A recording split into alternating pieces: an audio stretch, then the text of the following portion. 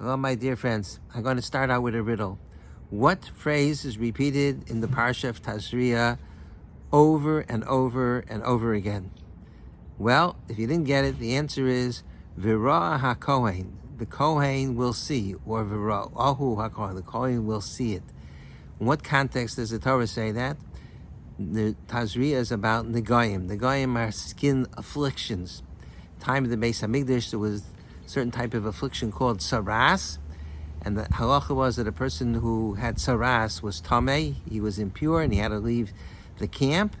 And the one that decided if it was saras was the Kohen. A person can't decide on their own if it's saras, so he has to show it to the Kohen.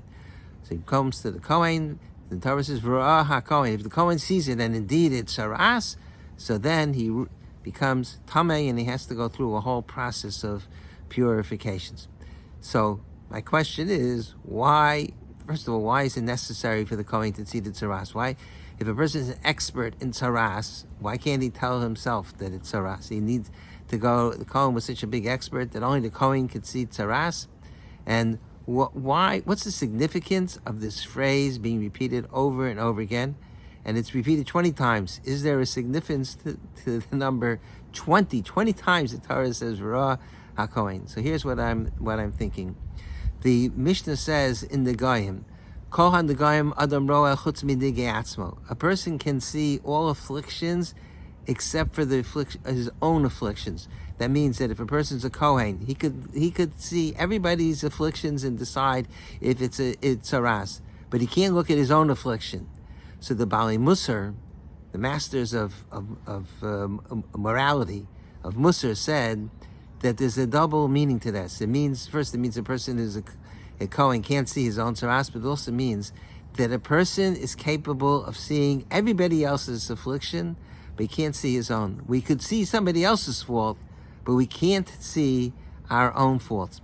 And I think that the reason why the Kohen has to the affliction is because tzaras is a tremendous stain on the person. It's an embarrassment. It's a humiliation, because the Gemara says that tzaras comes for various sins. One of them is lashon hara, another is being selfish and stingy. So if a person has a tzaras, imagine if a person could decide on his own if it's tzaras. So the person will look at it and he knows that it's going to be so embarrassing, especially if he's an important person, he's distinguished, and he's gonna have tzaras, and he has to go outside the camp. Everybody's gonna know that there's something wrong with him. He's been trying to hide it all these years, and now there's something on their skin, and he's trying to cover it up. And no, I don't think that's tzaras. It doesn't look exactly tzaras. It's not the right color. It's this and that. So the Torah says, you know what? You can't see your own tzaras because that's human nature. We don't see our own flaws. V'ra HaKohen. You have to go to the Kohen. Let the Kohen see the tzaras. He's the one that has to decide, not you. And even if you're a Kohen, you got to go to another Kohen, because nobody sees their own faults and flaws. It's easy to see somebody else's flaw. In fact, the word mitzora, which is somebody that has tzaras, is called a mitzora. And a mitzora, the Chazal say, is a contraction. Motzi ra, finds the bad. It's easy to find bad in somebody else. It's easy to see what's wrong, and you probe, and you figure out, and you investigate, and you're able to find every single little crack in the person. But in mitzaras, you could find the motzi ra in somebody else, but it's very hard to see in yourself. So the person would be enormously biased and not be able to see his own flaw. So therefore Torah says that you have to go to the Kohen. V'ra HaKohen. The Kohen is the spiritual leader, and he's impartial. The Kohen is able to decide if it's right. You can't decide on your own whether you're flawed. You have to go to a Kohen. The significance, I just noticed it this morning. I counted 20 times where it says V'ra HaKohen.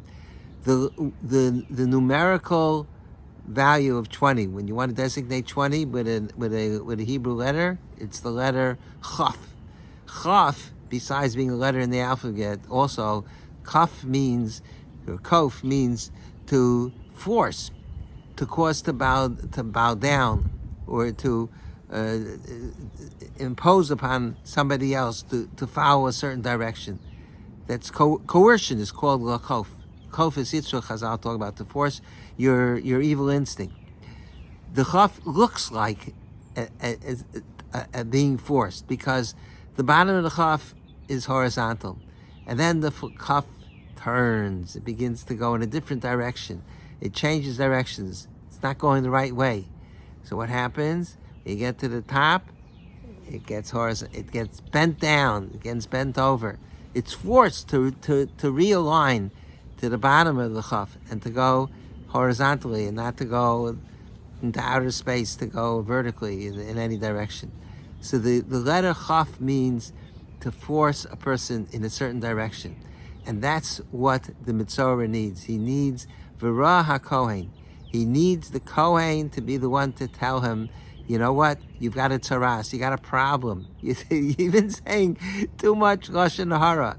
It's like Pinocchio's nose, you know, he can tell a lie without it extending. You can't hide from that. But Pinocchio, even Pinocchio could tell that his nose was getting long. When it comes to tzaras, if a person didn't go to the Kohen, then a person would rationalize, it's not tzaras, it's a little different, it's a different shade, you're looking at the wrong lighting. That's why you have to go to the Kohen. I noticed something in the Haggadah this year that I never saw before. The Haggadah speaks about the 4 banim. One of them is the Ben HaRasha. And in general, the Bali Musar, Rav Leib Chasman, and others say that the 4 sons are not 4 different personalities. The 4 sons are intertwined in all of us. We all have the tendencies of the 4 sons. Sometimes we're Chacham. Sometimes we're any of the we pay no attention. Sometimes we're Tam. Sometimes we're a Rasha. We're moving in the wrong direction. So what is it that defines the Rasha? How do we know that a person's a Rasha? So, you know, you look at the pictures in the old Haggadahs, the Manischewitz Haggadahs that they used to give out in the supermarkets. They had a guy with a get up. He looks like he's like a criminal. He's trying to break into a house, or he's committing crimes. What crime does the Rasha commit? What makes it? What is he doing that the Torah says? This is the Ben HaRasha. So the Haggadah says, because he says Mahavodah Zos Lachem. What is this work for you? What are these mitzvahs for you? So the Haggadah says, Li lachem v'lo. It's for you and not for me. That means to say, the whole crime of the Rasha, we're dealing with a kid he's not yet even bar mitzvah, but his whole crime is that you see that he thinks always in terms of them, not in terms of me. It's not what the Torah says to me. It's not what God says to me. It's what God's saying to them, to the other guy. Rabbi Salata taught that the essence of Musar is to always think about, what does this have to say for me? If something happens in the world and things are not going right, what does it reflect upon me? What do I have to change in my behavior? Because God is giving a message. What's the message that he's giving to me? I've told this story many times, that there was a rabbi that came home from shul, and he told his wife that today I spoke to the Yenamites. So she said, Yenamites? You mean Yemenites, not Yenamites? She said, no, the Yenamites. She said, what are you talking about? What's a Yemenite? Is somebody comes from Yemen. What's a Yenamite? Somebody comes from Yemen? So the rabbi says, yeah, Yenamite. Yenem in Yiddish means them. Yenamites means, when I spoke to them, they were all thinking, he's speaking to the Yenems. He's speaking to Yenem, to the other guy, to the other fellow. Because that's human nature. We don't assume that we deflect criticism. Or we deflect them. When God talks to us, we think he's talking to somebody else, to Yenem, not to me. And that's the flaw of the Rasha. That the Rasha thinks that God is talking lachem. He's not lachem v'lo. That's the whole flaw. It's an indication of the direction that he's going to take in life, that he's always going to deflect things away from himself. It's interesting that Moshe Rabbeinu, when did God appear to Moshe Rabbeinu? At the sneh? And the Chumash says that Moshe saw that the sneh was burning and it wasn't consumed. Vayoser Moshe liros. Moshe turned to see, why didn't the snare burn? And the Chumash says that God saw the Moshe turned to see. What was the big deal? God saw that he turned to see, and then God spoke to Moshe. It means, because sar means to change directions. When Moshe saw the snare, Moshe said to himself, hey, there's a message in it for me. So Moshe turned to see. He changed directions in his life. What is the import of seeing a snare that's ein nuchal? The opposite of Moshe is Bilam.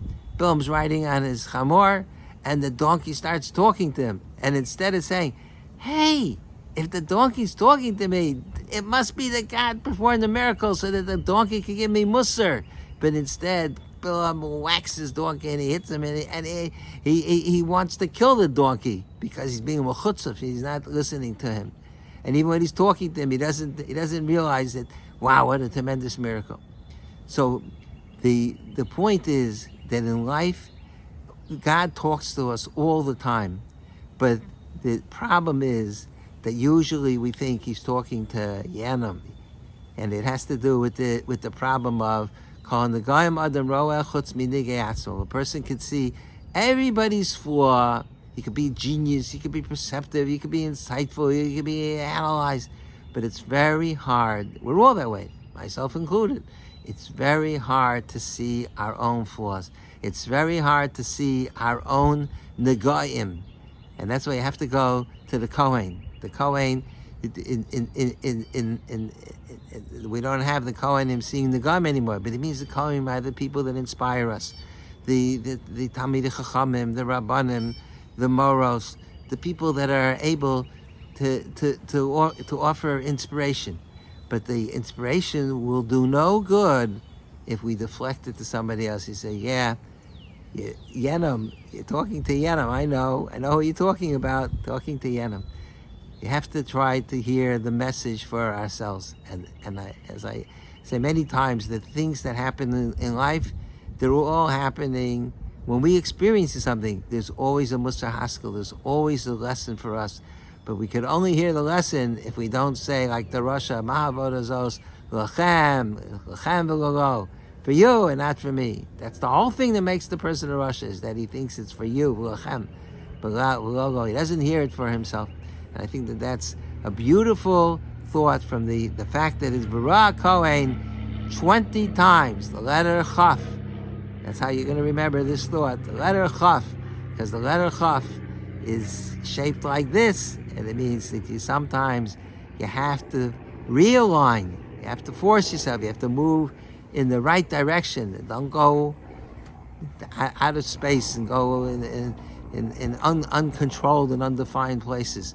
We have to pay attention and hear the message from the Ribbon Shalom, and in that way we're able to continue to grow throughout our own lives.